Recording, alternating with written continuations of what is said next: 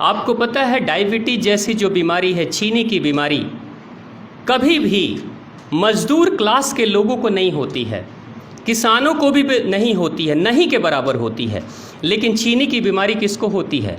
अधिकतर अच्छे लोगों को होती है, और सरकारी अधिकारी तो उसमें नंबर 1 पे है। मैक्सिमम सरकारी अधिकारियों को सबसे ज़्यादा होती, क्योंकि चीनी की बीमारी को सुख रोग कहा जाता है। जब इंसान जीवन में बहुत सुखी हो जाता है, जब किसी चीज़ की कमी नहीं होती, तो उसको चीनी की बीमारी होती है, और तब उसकी समस्याएं शुरू हो जाती है। आपको पता है भारत की बहुत सारी, विश्व की बहुत सारी कंपनियां भारत को देखकर खुश हो रही है। खुश इसलिए हो रही है क्योंकि वो बार बार ये कह रहे हैं आने वाले समय में इतने करोड़ चीनी के मरीज़ भारत में होने वाले हैं। चीनी की बीमारी इतनी घातक बीमारी होती है कि इंसान को धीरे धीरे अंदर से गलाना शुरू कर देती है।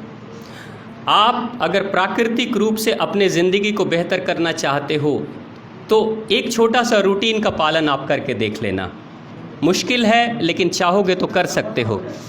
जब आप घर में रहो, रात्रि में जब सोते हो या दिन में घर में रहते हो, ये जो पंखे चल रहे हैं ना, इसको मत चलाया करो। ये जो पंखे हैं आपके घरों में बीमारियां पैदा करते हैं, क्योंकि ये पंखे आपके शरीर से पसीने नहीं निकलने देते।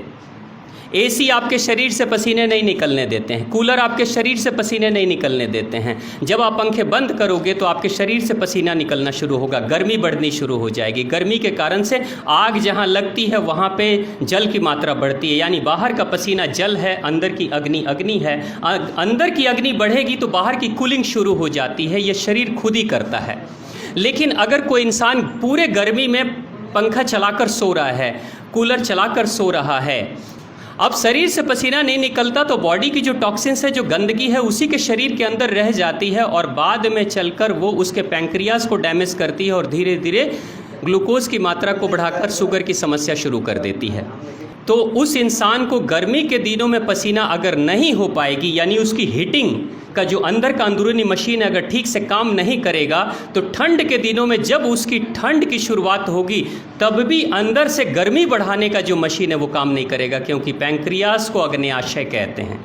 जो पैंक्रियाज जिसके कारण से चीनी की बीमारी होती है उसको अग्न्याशय कहते हैं। अग्नि का वो केंद्र ही अगर मंद पड़ गया तो न तो ठंडी में वो गर्मी बढ़ाएगा और न गर्मी में ठंडक बढ़ाएगा, यानी कि कूलिंग। जैसे आपने देखा होगा, अगर आपके कार में अगर हीटिंग बंद हो जाए, कार का एसी अगर ख़राब हो जाए, अगर कूलिंग बंद हो जाए तो हीटिंग भी ख़राब हो जाता है, और हीटिंग ख़राब होता है तो कूलिंग भी ख़राब हो जाती है। होता है ना ऐसा?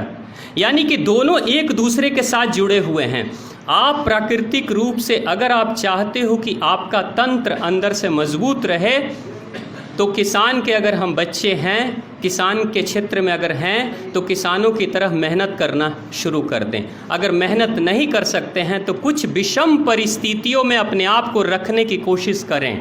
बहुत सुविधा में अगर हम अपने आप को रखेंगे तो कुछ दिनों के बाद हम बीमार हो जाएंगे, और शायद इस सुविधा का सुख हम हमेशा के लिए नहीं भोग पाएंगे। तो बेहतर यही होगा कि एक प्राकृतिक जीवन जीने की कोशिश करें।